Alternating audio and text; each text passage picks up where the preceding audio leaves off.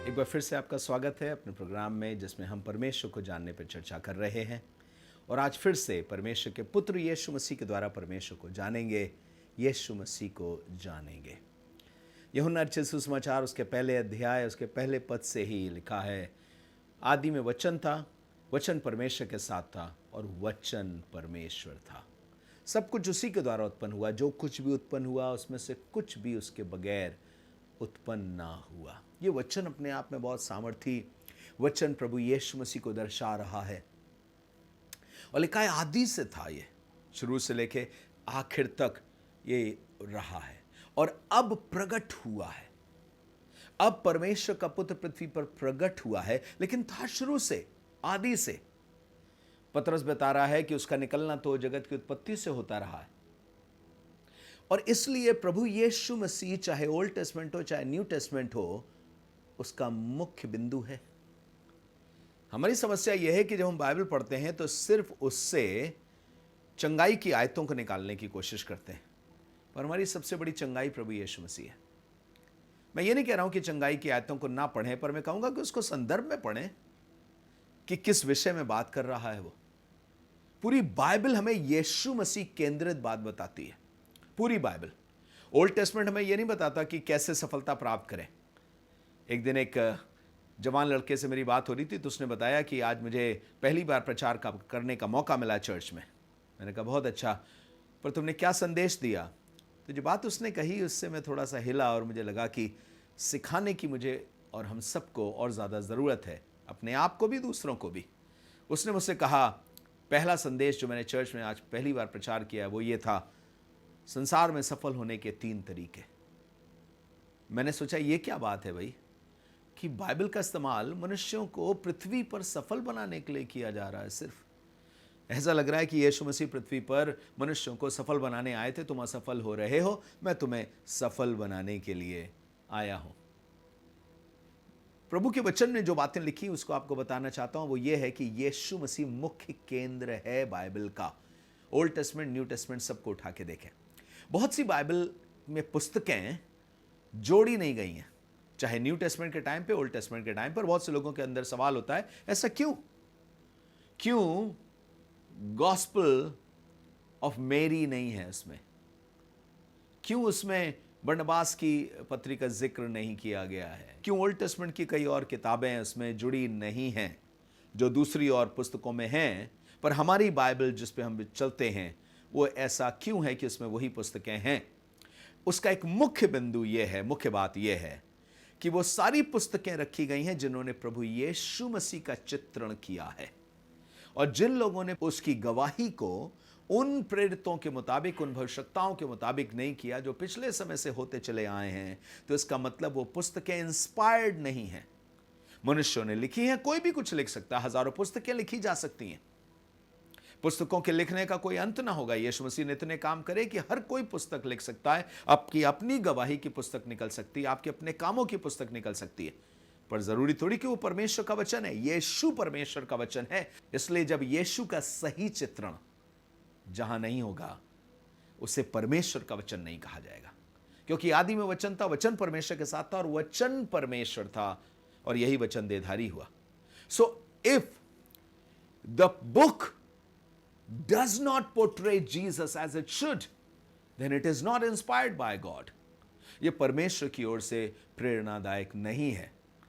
और इसलिए पौलुस ने तिमोथी को उसके दूसरे तिमोथी में 3 अध्याय में यूं लिखा कि हर एक पवित्र शास्त्र परमेश्वर की प्रेरणा से रचा गया, मनुष्य को सिखाने, समझाने, धर्म की शिक्षा और उपदेश के लिए लाभदायक है कि परमेश्वर के जन सिद्ध बने।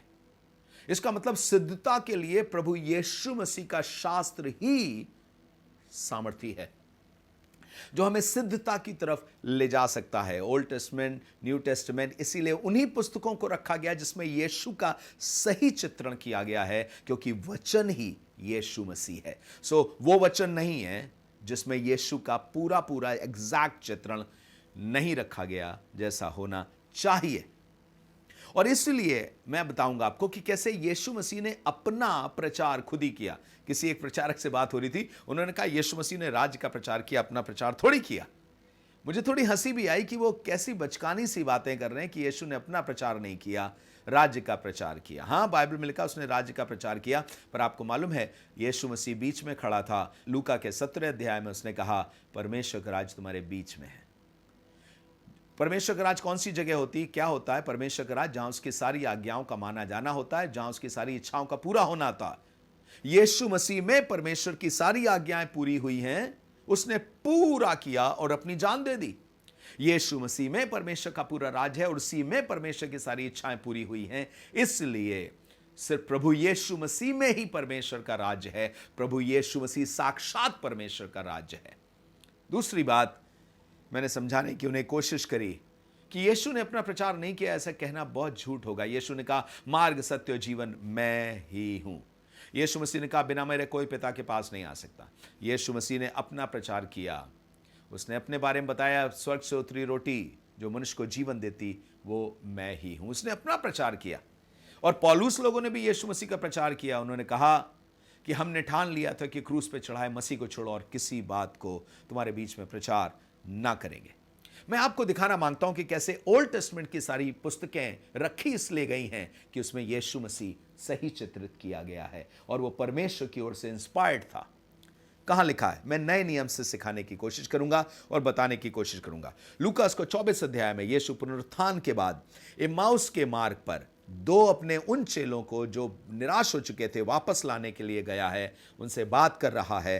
तो सुनिए क्या लिखा है। लूका के 24 अध्याय उसके 25वें पद से ऐसा लिखा है, तब उसने उनसे कहा, हे निर्बुद्धियों, अर्थात वो लोग जो चेले तो थे पर यीशु के जी उठने पर विश्वास नहीं कर पा रहे थे। यीशु मसीह ने कहा, हे निर्बुद्धियों और भविष्यद्वक्ताओं की सब बातों पर विश्वास करने में मंदमतियों। भविष्यद्वक्ताओं की सब बातों पे विश्वास करने में मंदमतियों। क्या लिखा है कि आवश्यक ना था कि मसीह ये दुख उठाकर अपनी महिमा में प्रवेश करे।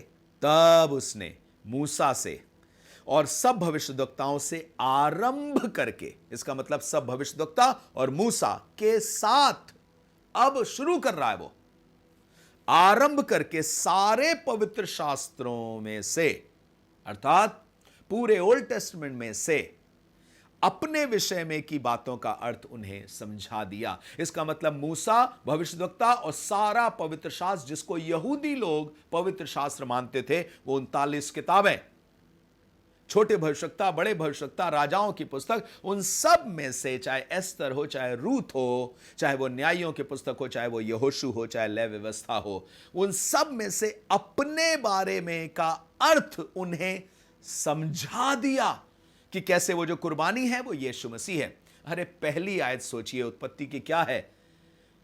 आदि में परमेश्वर ने आकाश और पृथ्वी की सृष्टि करी।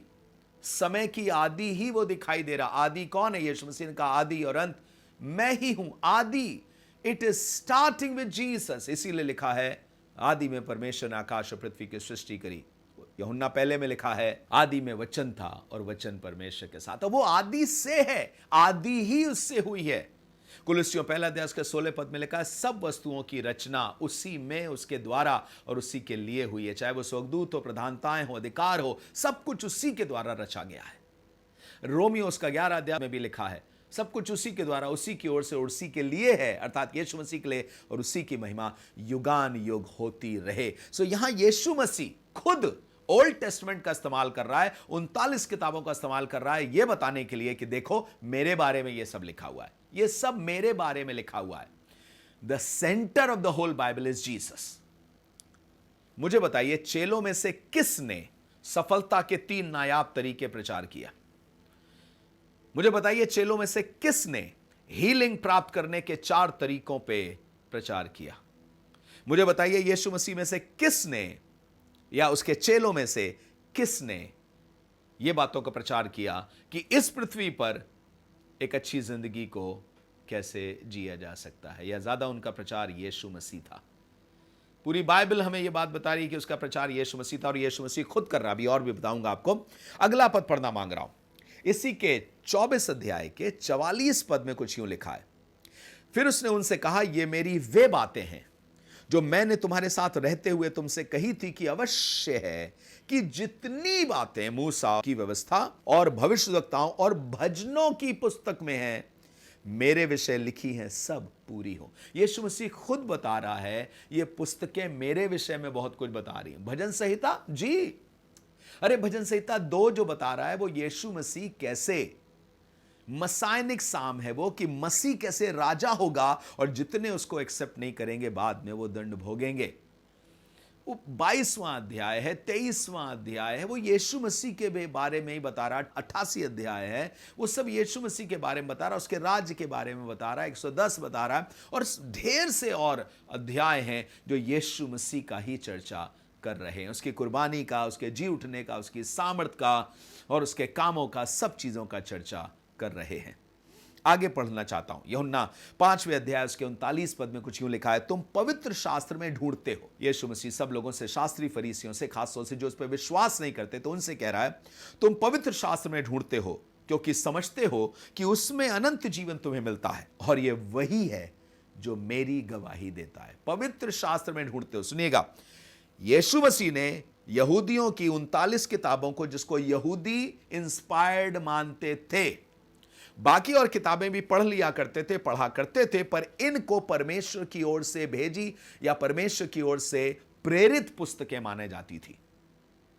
और इसलिए यहां पे लिखा है तुम पवित्र शास्त्र में ढूंढते हो क्योंकि समझते हो कि उसमें अनंत जीवन तुम्हें मिलता है और यह वही है जो मेरी गवाही देता है। हर एक जन ने यीशु की गवाही दी है। भविष्यद्वक्ता की जो सेवा है ना, वो यीशु की गवाही देने की सेवा है कि यीशु ये कहता है, यीशु ये चाहता है, यीशु मसीह ये चाहता है, उसकी ये इच्छा है और उसकी इच्छा नहीं है। फिर उसके 5वें अध्याय के 46 पद में फिर से यूहन्ना में कह रहा है, क्योंकि यदि तुम मूसा का विश्वास करते तो मेरा भी विश्वास करते, इसलिए कि उसने मेरे विषय में लिखा है। अरे मुझे तो वहां नियम दिखाई दे रहे हैं, देश चलाने के नियम, धार्मिकता के नियम, पवित्र रहने के नियम, शादी बिगड़ जाए तो सही करने के तरीके, घर को बनाने के तरीके, और उन सब जगहों पर यीशु, यीशु की मर्जी, यीशु का राज्य, और वो सब दिखाई देगा। वो यीशु मसीह नियमों की पराकाष्ठा है, अर्थात सारे नियम उसमें आकर के पूरे होते हैं। खुदा का एक एक नियम यीशु मसीह में पूरा होता है। अभी खत्म नहीं हुआ, अभी और आगे देखिए क्या लिखा हुआ है। दाऊद भी यीशु मसीह का प्रचारक था, जैसे मेरे भजन में अभी पढ़ा कि भजन में कैसे यीशु मसीह के बारे में लिखा हुआ है।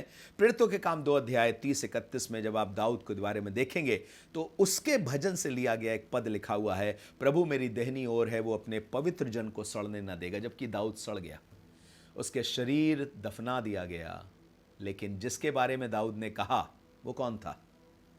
वो यीशु मसीह था। इसका मतलब भजन में भी यीशु मसीह के बारे में जिक्र है, 16वें में भी है, 45 में भी है, और जैसा मैंने बताया 110 में भी है। शमूएल, क्या वो यीशु मसीह का प्रचारक था? देखिए न्यू टेस्टमेंट क्या कह रहा है। प्रेरितों के काम 3 अध्याय 21 से 24 में पढ़ेंगे तो वहां पतरस अपने पहले प्रचार को प्रचार करके अब वहां दूसरे प्रचार में आया है और यह कह रहा है, शमूएल से लेकर उसके बाद वाले जितने भविष्यद्वक्ताओं ने बातें की उन सब ने इन दिनों का संदेश दिया। किन दिनों का? प्रभु यीशु मसीह के आगमन, उसके जीने, उसकी मृत्यु, उसके जी उठने और उसके सामर्थ भरे दिन और उसके राज्य का इन सब ने संदेश दिया। क्या अब्राहम भी यीशु मसीह का प्रचारक था? बाइबल तो यही बताती है। प्रेरितों के काम 3 अध्याय 25-26 के मुताबिक इब्राहिम का वंश इसहाक से नहीं पर मसीह से फैलकर सारी पृथ्वी को आशीषित करेगा। यही बात गलतियों 3:14 से 16 में भी लिखी है। पर एक पद आपको दिखाना मांगता हूं, यूहन्ना 8 अध्याय उसके 56 पद में क्या लिखा हुआ है। लिखा है, इब्राहिम भी प्रभु यीशु का दिन देखना चाहता था और यीशु मसीह ने कहा कि उसने देखा और आनंद भी किया। अब्राहम ने यीशु का दिन देखना चाहता था। मुझे तो कहीं उसने यीशु नाम में नहीं दिखाई दिया ना। जब उससे कहा गया था तेरे वंश के द्वारा पृथ्वी के सारे कुल आशीष पाएंगे, तो वो आशा कर रहा था एक उस वंश की जिससे सारी पृथ्वी पर आशीष फैलेगी, और वो वंश प्रभु यीशु मसीह का है। लिखा है वो दिन देखना चाहता था। फिर उसके बाद हम देखते हैं कि उसने यह भी विश्वास किया कि परमेश्वर उपाय करेगा। किसका? इस पहाड़ पर उपाय किया जाएगा। उत्पत्ति 22 अध्याय 14 पद में लिखा है, इस पहाड़ पर उपाय किया जाएगा, अर्थात उसी पहाड़ पर जिस पहाड़ पर यीशु मसीह मरा, उसकी बात यहां पे चल रही थी। अब एक चीज बताना मांगता हूं कि जो ओल्ड टेस्टमेंट है ना, वो यीशु मसीह के बारे में बताने के लिए है, और ओल्ड टेस्टमेंट एक छाया के समान है, पर मूल बातें खुदावंद यीशु मसीह की हैं। क्या लिखा है, इब्रानियों उसके 10 अध्याय उसके पहले पद को पढ़ रहा हूं। ऐसा लिखा है, क्योंकि व्यवस्था अर्थात पुराना नियम जो है उसकी व्यवस्था जिसमें आने वाली अच्छी बातों का, अच्छी वस्तुओं का प्रतिबिंब है, छाया है, पर उनका असली स्वरूप नहीं है। वो भेड़ों का बलिदान करना, वो ये वाली नियम, वो वाले नियम, ये यहाँ पे खून लगाना, ये हौदी होगी और यहाँ पर वेदी होगी। तो वो हौदी का बपतिस्मा भी यीशु मसीह में है, वो वेदी भी प्रभु यीशु की कुर्बानी दर्शा रही है, वो रोटी जो मंदिर के अंदर है वो यीशु मसीह के वचन को, यीशु मसीह को दर्शा रही है, वो ज्योति खुद यीशु मसीह के काम को और यीशु मसीह को दर्शा रही है, वो वाचा का संदूक भी खुदावंद यीशु मसीह ही है, क्योंकि उसमें परमेश्वर की गवाही है, उसमें परमेश्वर की सामर्थ्य है और परमेश्वर की उपस्थिति यीशु मसीह में सदैव वास करती है। इसीलिए यिर्मयाह उसके 3 अध्याय में लिखा है, लोग ये ना कहेंगे वाचा का संदूक, क्योंकि वाचा के संदूक की खोज भी नहीं होगी। क्यों नहीं होगी वाचा के संदूक की खोज? ये बहुत से लोग करने की कोशिश कर रहे हैं और बता रहे हैं यहां है या वहां है, पर क्यों वाचा के संदूक की कोई खोज नहीं होगी? इसलिए क्योंकि अब वो वाचा का परमेश्वर हमारे साथ है, हमारे बीच में, हमारे अंदर रहता है। प्रभु यीशु मसीह ही वाचा का संदूक है, परमेश्वर की उपस्थिति है। जहां यीशु मसीह वहां स्वर्ग है, वहां परमेश्वर की उपस्थिति है। इब्रानियों 8वां अध्याय 5वें पद में क्या लिखा है? लिखा है, जो स्वर्ग में की वस्तुओं के प्रतिरूप और प्रतिबिंब की सेवा करते हैं। कुलुस्सियों 2, 16, 17, 18, 19 बहुत प्यारा पद है। इसके साथ मैं अंत करना चाहता हूं कि यीशु ही पूरी बाइबल का केंद्र है। ऐसा लिखा है, इसलिए खाने पीने या पर्व या नए चांद या सबत के विषय में कोई तुम्हारा फैसला ना करे, क्योंकि ये सब, ये खाना, वो खाना, ये शुद्ध, वो अशुद्ध, पर्व, ये त्योहार, फसह का पर्व, पिंतकुस्त का पर्व, झोपड़ियों का पर्व, नए चांद और सबत, बाप रे, सबत जिसको परमेश्वर ने पवित्र ठहराया था, सबत के विषय में कोई तुम्हारा फैसला ना करे। क्यों? क्योंकि ये आने वाली बातों की छाया है। पौलुस, अगर पौलुस ने लिखी है या जो भी लिखने वाला है इब्रानियों की पत्री उसने ढेर सी बातें उसमें लिखी कि ये प्रतिबिंब है। और यहां पौलुस भी इस बात को कह रहा है कि ये सब आने वाली बातों की छाया है। इसका मतलब एक पर्व और आने वाला है जिसमें झोपड़ियों का पर्व होगा, सब अपने घरों से निकल करके एक साथ रहेंगे। अर्थात जब प्रभु उद्धार करता आएगा तो हम एक साथ उसके साथ मिलेंगे और उस समय एक ही झुंड होगा, एक ही चरवाहा होगा। यह पर्व है, सबत का पर्व, अर्थात विश्राम का। मनुष्य अपने कामों से विश्राम करेगा। प्रभु यीशु मसीह के राज में प्रवेश करने की बात कर रहा था। यीशु मसीह ही मेरा विश्राम है। जब मैं उसको पा जाता हूं तो विश्राम में प्रवेश कर लेता हूं मैं, क्योंकि ये सब, ये पर्व, ये सबत, ये नया चांद, खाना पीना, रीत रिवाज, ये आने वाली बातों की छाया है। वो मेमना चढ़ा रहे हैं और ये असली मेमना खुदावंद यीशु मसीह है। वो धूप जला रहे हैं और असली धूप हमारी प्रार्थनाएं हैं जो परमेश्वर के सामने, परमेश्वर के पास पहुंच रही हैं। इसलिए आगे लिखा हुआ है, क्योंकि ये सब आने वाली बातों की छाया है, पर मूल वस्तुएं मसीह की हैं, which means the substance is of Christ. बाकी चीजों में सब्सटेंस नहीं है, बाकी चीज तो सिर्फ छाया है। आप मुझे बताइए, जब एक रोशनी किसी जगह पड़ती है तो उसके पीछे उसकी छाया भी पड़ती है, पर छाया का मतलब यह तो नहीं कि आपको असली चीज मिल गई। छाया यह बता रहा है कि असली आने वाला है। असली चीज खुदावंद यीशु मसीह है। मजेदार चीज, सबसे सामर्थी चीज, सबसे बड़ा धन, सबसे बड़ी महिमा, सबसे बड़ा गौरव, सबसे बड़ी मिनिस्ट्री, सबसे बड़ा सब कुछ यीशु मसीह में है। परमेश्वर अपने पुत्र यीशु मसीह में इस पृथ्वी पर आया है और प्रभु यीशु मसीह उद्धार करता हमारी सबसे बड़ी आशीष है। आगे लिखा है, कोई मनुष्य दीनता और स्वर्गदूतों की पूजा करके तुम्हें दौड़ के प्रतिफल से वंचित ना कर दे। इसका मतलब जो मसीहत में मेहनत कर रहे हो, अगर तुमको लगता है स्वर्गदूतों का बाप रे कितना बड़ा अहमियत स्थान है, बहुत बड़ा स्थान है, तो आपसे कहना मांगता हूं कहीं ऐसा ना हो कि मेहनत बेकार चली जाए। मनुष्य झूठी दीनता, अपने आप को इस तरीके से दीन बनाने की कोशिश करना, झुक करके चलना, ऐसा दीन बनाने की कोशिश करना जैसे आपसे दीन कोई और नहीं है। यीशु मसीह दीन था, लेकिन वो कपटियों से कहता था, ऐ चूना फिरी हुई कब्रों, पर वो दीन था, उसने कहा मैं दीन हूं। मूसा दीन था, लेकिन वो सीधी सीधी बात लोगों को बताता था कि तुम कठोर हो, तुम हठीले मनुष्य हो, परमेश्वर तुम्हारे साथ चलेगा तो तुम नाश हो जाओगे। दीनता का मतलब ये नहीं होता कि लोगों से चिकनी चुपड़ी बातें बोलेंगे। दीनता का मतलब होता है परमेश्वर की इच्छा मानने के लिए अपने सर को झुका देना, जो आप बोलोगे। मूसा ने भी वैसे ही किया, अपने आप को कुर्बान करना चाहता था कि दूसरे लोग बच जाएं। कहता था, प्रभु मेरा नाम काट दे पर इनको हटा ना दे। यीशु मसीह ने सच में आपके लिए जान दी। ये असली दीन लोग थे। तो झूठी दीनता, ये नहीं खाते हम, वो नहीं करते, नहीं हम किसी के साथ मिलते जुलते नहीं है, झूठी दीनता और स्वर्गदूतों की पूजा करके, यानी स्वर्गदूतों के सामने महत्व देकर, स्वर्गदूतों को इज्जत देके ऐसी जैसी परमेश्वर को दी जाती है, कोई तुम्हें दौड़ के प्रतिफल से वंचित ना कर दे। प्रकाशित वाक्य आपने पढ़ा होगा, वहां यूहन्ना स्वर्गदूत के सामने गिर पड़ा। उसने कहा हम तो परमेश्वर के दास हैं, तेरे साथ संगी दास है, जैसे तुम हो वैसे हम हैं। ये स्वर्गदूत लोगों के सामने हम झुक नहीं सकते। मेरी अभिलाषा स्वर्गदूत नहीं है, स्वर्गदूतों का रचने वाला बनाने वाला परमेश्वर। मेरी सहायता के समय परमेश्वर स्वर्गदूत भेजेगा, पर मेरा सबसे बड़ा आनंद खुद खुदावंद यीशु मसीह है। आगे लिखा हुआ है, ऐसा मनुष्य देखी हुई बातों में लगा रहता और अपनी शारीरिक समझ पर व्यर्थ फूलता है और उस शिरोमणि को पकड़े नहीं रहता, उस सबसे ऊपर वाले को पकड़े नहीं रहता, जिससे सारी देह जोड़ों और पट्टों के द्वारा पालन पोषण पाकर एक साथ गठकर परमेश्वर की ओर बढ़ती चली जाती है। जिस कलीसिया का सिर और जिस कलीसिया का सेंटर यीशु मसीह होगा, वो कलीसिया बहुत गजब तरीके से चलेगी। लेकिन जिसमें सेवक अपने आप को सबसे ऊपर रखेगा, स्वर्गदूतों की पूजा सबसे ऊपर होगी, या झूठी दीनता और सिर्फ संसार की चीजें होंगी, यीशु की महानता और यीशु की महत्वता कम कर दी जाएगी, उस जगह पर उन्नति अद्भुत रीति से नहीं दिखाई देगी। एक एग्जाम्पल बता के खत्म करता हूं। 8वें अध्याय में कुछ यूं लिखा हुआ है प्रेरितों के काम में। फिलिप्पुस ने देखा एक खोजा जा रहा है, पवित्र आत्मा ने उसके साथ उसको कर दिया। वो दौड़ के गया और चढ़ गया और उसने पूछा, ये तू क्या पढ़ता? उसने कहा, यशाया की पुस्तक पढ़ता हूं। तो फिलिप्पुस ने पूछा, जो पढ़ता है क्या तू समझता भी है?